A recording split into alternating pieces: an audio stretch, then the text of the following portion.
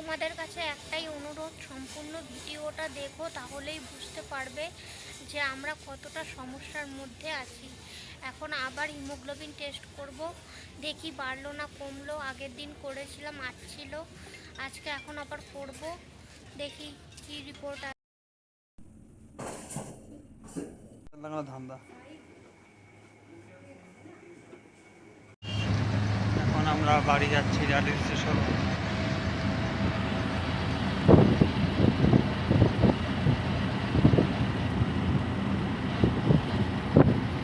সকাল থেকে বাড়িতে নাই লাইট পত্র, কালকে আসছি ডায়ালিসিস করে, সব গুটগুটা অন্ধকার, ঘরের ভেতরে গুটগুটা অন্ধকার, অনেকক্ষণ আগেই কারেন্ট গেছে। আর আমি তো কালকে ডায়ালিসিস করে আসি, শরীর প্রচণ্ড খারাপ, প্রচণ্ড ঘেমে যাচ্ছি, থাকতে পারছি না, বাধ্য হয়ে এখন হসপিটালে যাব। কি করব, উপায় নেই, কারোর তো বাড়ি নেই, কার বাড়িতে যাব? এখন হসপিটালেই যেতে হচ্ছে, হসপিটালে গিয়ে বসে থাকবো।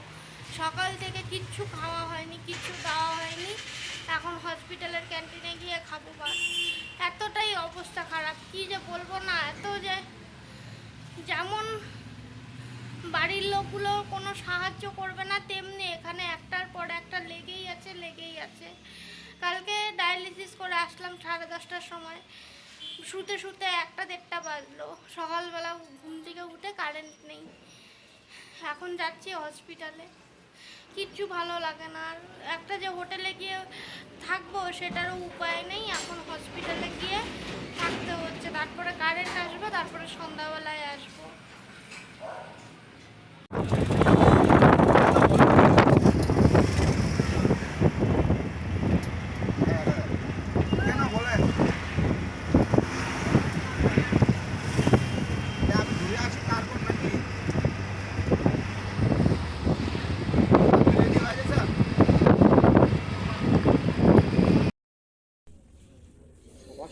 হাজব্যান্ড ডাক্তার দেখিয়েছে দাঁতের, কিন্তু দাঁত উঠাতে বলেছে, সব দাঁত উঠিয়ে তারপরে দাঁত সেট করতে বলছে।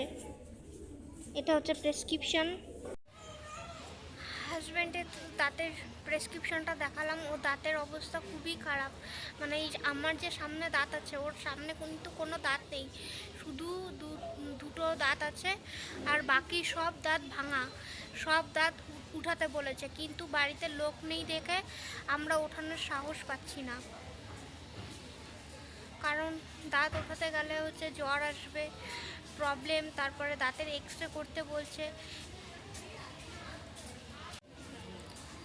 বাড়িতে বলা হয়েছিল, বাড়ির থেকে কেউ আসতে রাজি হচ্ছে না। এখন আমি নিজেই পেশেন্ট, এখন আমি বললাম তবুও যে আমি নিয়ে যাচ্ছি তোমাকে দাঁত উঠাতে, কিন্তু ও সাহস পাচ্ছে না, কারণ দাঁত উঠানোর পরে তো ও কিছুই করতে পারবে না। আমার ডায়ালিসিস থাকে, ডায়ালিসিসে আসতে হবে পরের দিন। এই সমস্যাগুলো কেউই বুঝতে চায় না।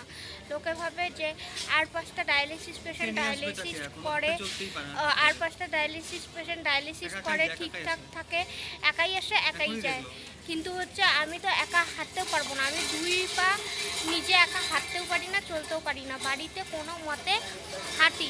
তাও তো সেদিনকা পড়ে গেছিলাম, বাড়িতে ও ছিল না বাড়িতে, আর আমি ধাপ করে পড়ে গেলাম। কতদিন যে পড়লাম তার কোনো ঠিক ঠিকানা নাই। এখন লোকে বিশ্বাস করতে চায় না, লোকে ভাবে যে আরও তো পেশেন্ট ডায়ালিসিস করে, তাদের কোনো অসুবিধা নাই, আর আমার এত অসুবিধা। আমার শরীরে সত্যি অসুবিধা আছে, আমি ইউরিন করি অন্যভাবে, আর 5টা সাধারণ মানুষের মতো আমি ইউরিন করতে পারি না, আমি হাঁটতে চলতে পারি না, আমার পা পায়ে একদম কোনো ব্যালেন্স নেই, সম্পূর্ণ বিনা ব্যালেন্সে চলি। পেটের মধ্যে স্টোমা, বুকে এখানে চ্যানেল, পার্মাক্যাট, হাঁটতেও অসুবিধা, এত কিছু অসুবিধা সত্ত্বেও আমি চলাফেরা করি, তারপরেও লোকে বুঝতে চায় না। এই হচ্ছে প্রবলেম। তোমাদেরকে বলি, তোমরা বোঝো, তাই তোমাদেরকে বলি, কিন্তু আমার আশেপাশে যত লোকজন আছে কেউই কোনো সমস্যা বুঝতে চায় না, সেই কারণেই আমি কোনো সাহায্য পাই না। এটাই মেইন কথা। লোকে ভাবে আর 5টা মানুষ সেরকমভাবে স্বাস্থ্যসাথীতে ডায়ালিসিস করে, আমি কেন করতে পারি না? আরে আমি তো গেছিলামই করতে, 1.5 বছর ওখানে করেছি ডায়ালিসিস, হাতের ফিস্টুলা খারাপ করে দিল। সব কিছু খারাপ করে দিল। ওখানে ইনফেকশন ছিল না, জোর করে বললো ইনফেকশন, পালমাকারটা খুলতে বলছিল। ওখানে আমাদের 1.5 লাখ টাকা খরচ হয়ে গেল। তো কী করব তোমরাই বলো। একটা ভেজ থালি নেওয়া হয়েছে আজকে, তো রবিবার। ডাল, কাবলি ছোলা আর এই পাঁপড়, এটাই ও খাচ্ছে। একটাই নেওয়া হয়েছে, এটাই দুজনে মিলে খাচ্ছি। আমি অল্প একটু খাচ্ছি, ভালো লাগছে না আমার। কাউকে ডায়ালিসিস করে শরীর খারাপ হয়ে গেছে, তো আজকে আসলো আবার। ঘরে কারেন্ট নাই, থাকতে পারছে না ঘরে। আমার একটা টেস্ট করবে আবার, সিবিসি। হিমোগ্লোবিনটা বারবার কমে যাচ্ছে, তো তাহলে ওই জন্য আসতে হলো।